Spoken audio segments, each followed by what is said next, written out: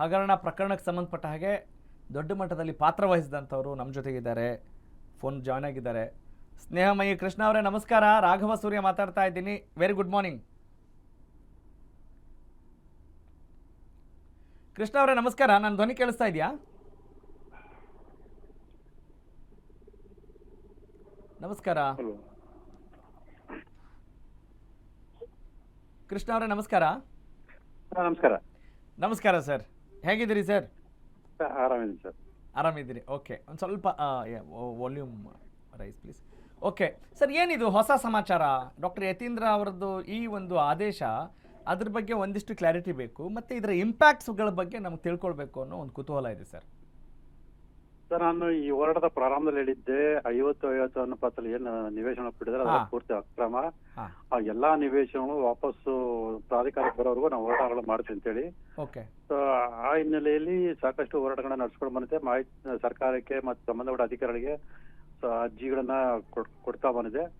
ಮತ್ತೆ ಅದಕ್ಕೆ ಪೂರಕವಾಗಿ ಏನು ಸಮಿತಿಗಳು ರಚನೆ ಮಾಡಿದ್ರು ಅವರು ಕೂಡ ವರದಿಯನ್ನು ಕೊಟ್ಟಿರುವಂತದ್ದು. ಅದರಲ್ಲಿ ಸ್ಪಷ್ಟವಾಗಿ ನಾನು ಏನು ಆರೋಪ ಮಾಡಿ ಅದ್ರ ಪ್ರಕಾರ 50-50 ನಿವೇಶನ ಕೊಟ್ಟಿರೋದು ಕಾನೂನು ಬಾಹಿರ ಅಂತ ಸ್ಪಷ್ಟವಾಗಿ ಹೇಳಿದ್ರು. ಸೊ ಈ ಎಲ್ಲರ ಹಿನ್ನೆಲೆಯಲ್ಲಿ ಸರ್ಕಾರ ಈಗ ಆ ನಿವೇಶನ ವಾಪಸ್ ಪಡೆಯೋದಕ್ಕೆ ಒಂದು ಆದೇಶ ಮಾಡಿದೆ.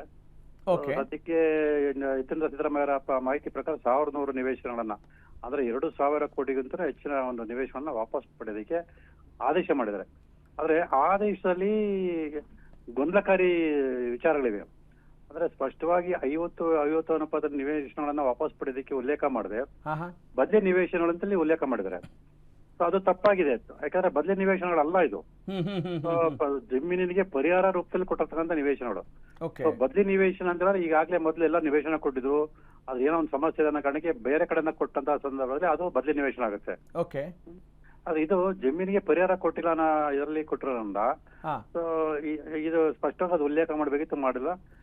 ಈಗ ಡಾಕ್ಟರ್ ಯತೀಂದ್ರ ಅವರ ಉದ್ದೇಶ ಏನು ಅಂತ ಅನ್ಸುತ್ತೆ, ಅಥವಾ ಈ ಆದೇಶದ ನಿಜವಾದ ರೂಪುರೇಷೆ ಏನು, ಅಥವಾ some more clarity I want on this sir.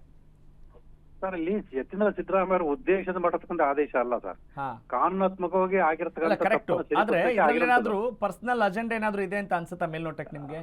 Sir, ಪರೋಕ್ಷವಾಗಿದೆ.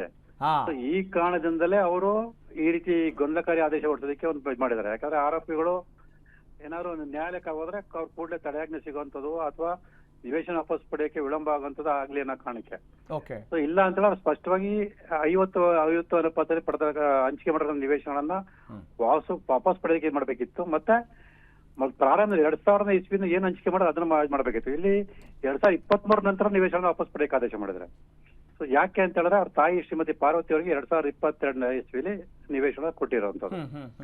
ಅದನ್ನ ಅಧಿಕೃತವಾಗಿ ಸರ್ಕಾರ ಒಪ್ಕೊಂಡ ಕಾರಣಕ್ಕೆ ಆ ಹಿಂದಿನ ನಿವೇಶನದ ಬಗ್ಗೆ ಆದೇಶ ಮಾಡಿದೆ. 2023 ನಂತರ ಆದೇಶ ಮಾಡಿದ್ರೆ ಇವರು ಒಂದ್ ರೀತಿ ಅಡ್ಗೋಡೆ ಮೇಲೆ ದೀಪ ಆಟಾಗೆ. ಸೊ ನಾವು ಏನೋ ಒಂದ್ ಕೆಲಸ ಮಾಡ್ತಾ ಇದೀವಿ ಅನ್ನೋದು ತೋರ್ಸ್ಕೊಳ್ಬೇಕು. ಯಾಕಂದ್ರೆ ಕಾನೂನಾತ್ಮಕವಾಗಿ, ಯಾಕೆ ನಾನು ಮನವಿ ಪತ್ರ ಕೊಟ್ಟಿದ್ದೆ, ಈ ಅಕ್ರಮ ಅಂತೇಳಿ ಸಾಬೀತಾಗಿರೋ ಈ ನಿವೇಶನ ವಾಪಸ್ ಪಡೆದೇ ಇದ್ರೆ ಸೊ ಸರ್ಕಾರಕ್ಕೆ ಆಗಂತ ನಷ್ಟಕ್ಕೆ ಸಂಬಂಧಪಟ್ಟಾಗಿ ನೀವು ಕೂಡ ಅಪರಾಧಿ ಆಗ್ತೀರಾ, ಆರೋಪಿಗಳಾಗ್ತೀರಾ ಅಂತ ಹೇಳಿದ್ದೆ.